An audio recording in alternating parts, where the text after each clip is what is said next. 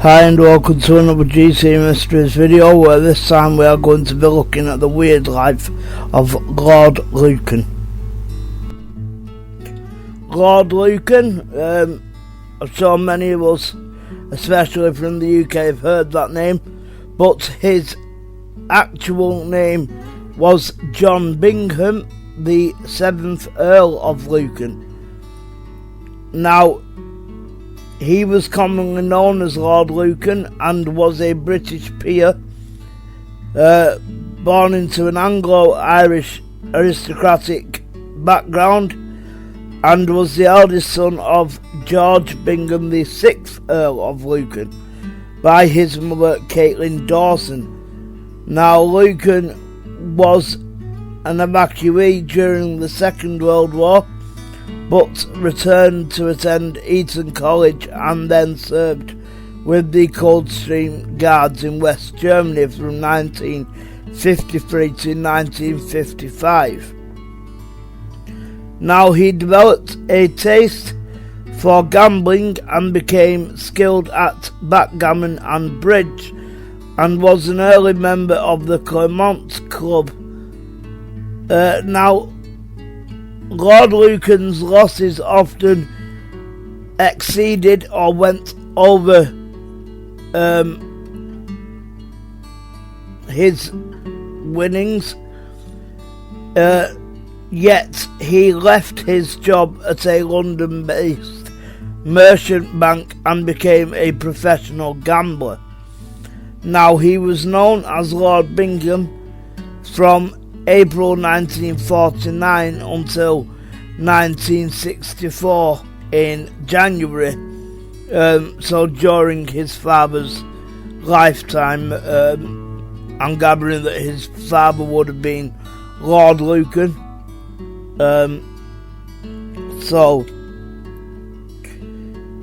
but he took the title of Lord Lucan in January 1964. Now, he had a very strange life. Now, in this video there are two images of Lord Lucan with a lovely lady. Now, that is his wife, was his wife.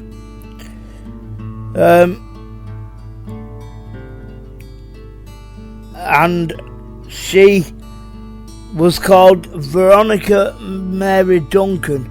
Now, he married her in 1963.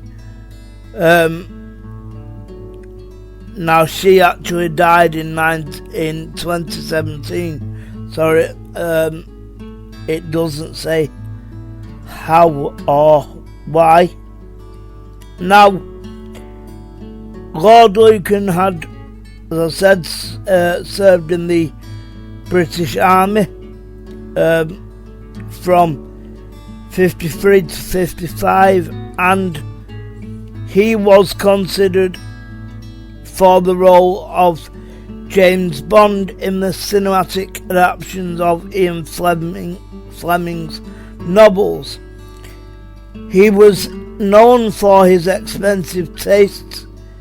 He raced powerboats and drove an Aston Martin. You can see where the James Bond theme comes in. Now, Lucan married Veronica Duncan, with whom he had 3 children, including George Bingham, 8th Earl of Lucan, and Lady Camilla Block.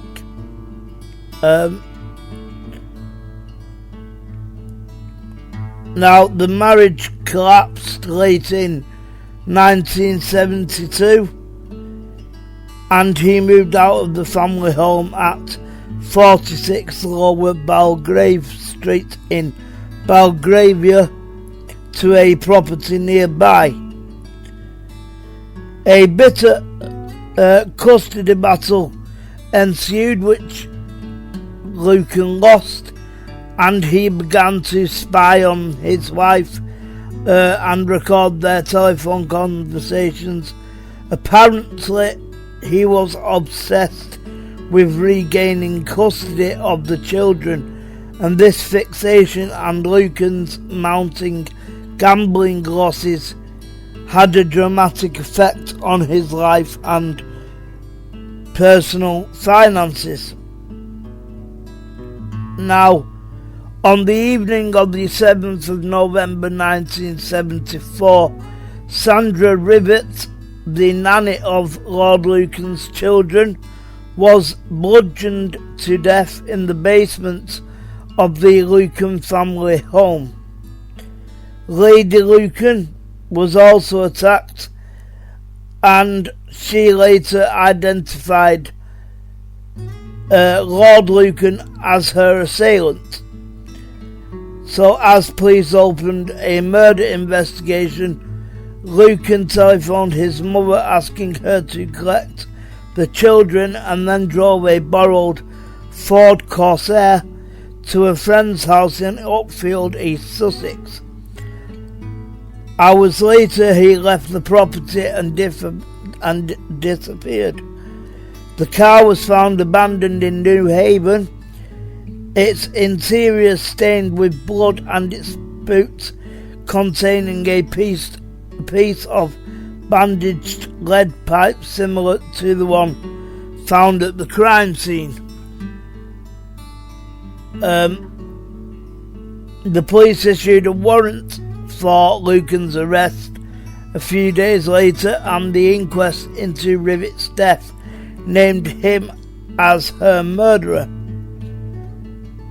Now there has been continuing interest in Lord Lucan's fate, and hundreds of alleged sightings have been reported in various countries around the world, although none of these have been substantiated, and Lord Lucan has not been found, despite a police investigation and widespread press coverage.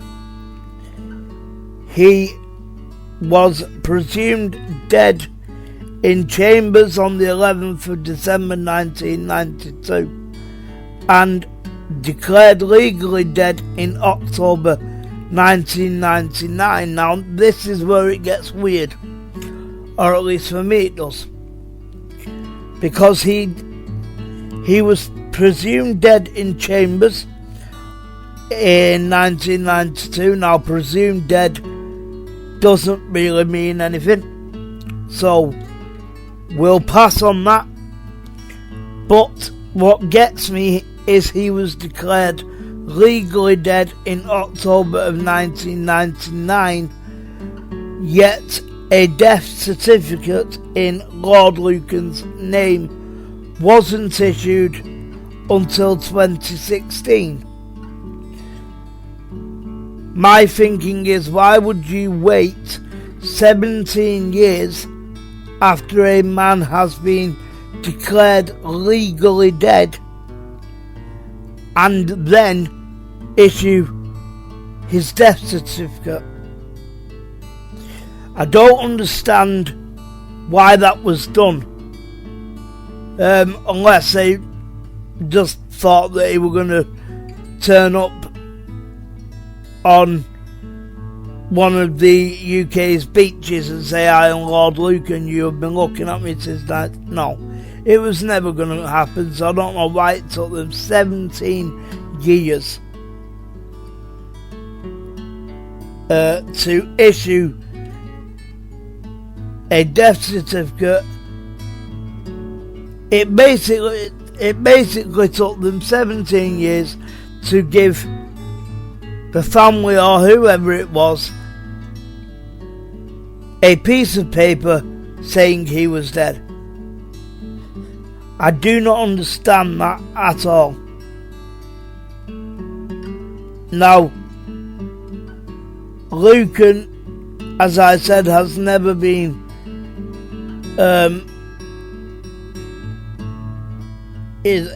he's never been found, ever. And if you know the images that you will see in this video, he's not really a hard guy to miss. Especially he'll be older now, but well, no, he's been legally declared dead now, but he would have been older.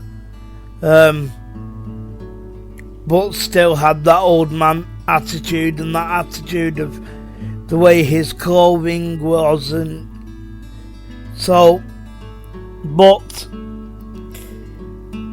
it does seem many people say, is it possible to get away with murder? And in fact, there was a TV program in the United Kingdom on murderers, and I think it possibly started with that line: is it possible to get away with murder?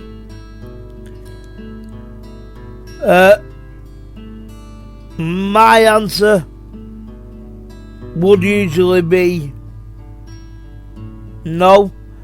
Not because you can't get away with it, but because nobody in their right mind would come up to you and say, yes, it is possible to get away with murder, because I have. So, if people want to know the answer to that, they can just take a look at Lord Lucan. Because if we are to believe the inquest, then he did get away with murder. He's never been found since. So it is possible if you know the right people and you know what to do. Maybe not now, but it was possible, because he wouldn't have got away with it otherwise. Like I said, there has been numerous alleged sightings of Lord Lucan, but none have actually been confirmed sightings or substantiated by anything whatsoever. And that is despite a police investigation and as widespread press coverage as was possible in them days.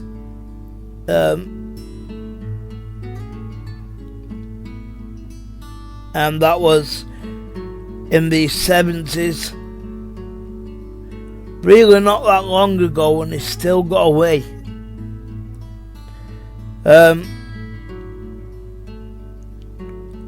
Or did he? We think he got away with murder, but we don't know if he did, because we don't know. I mean, he certainly got away from his crime and being found guilty of murder, but did he really get away with murder? Karma has a weird way of dealing with things, and so if karma wanted to deal with him that way, what goes around comes around. You know, you never really know whether he got away with murder or not, because of, you know, we don't know his fate. All we know is he disappeared one day in 1970, well, yeah, around the murder, so in one day in 1974, and he has never been seen since. So he could have got away, or karma possibly could have got a hold on him instead, and maybe that took care of things. But if you want to learn more on Lord Lucan, you can literally just by searching Lord Lucan, it all comes up. because none of the other Lord Lucans come up. It is Lord Lucan. So you won't have no problem finding him. Thank you for watching this GC Mysteries video. If you liked it, please like, subscribe and click the notification bell. If you can, support us on Patreon at patreon.com/GC Mysteries. See us on Facebook and Twitter, GC Mysteries, and bye bye for now.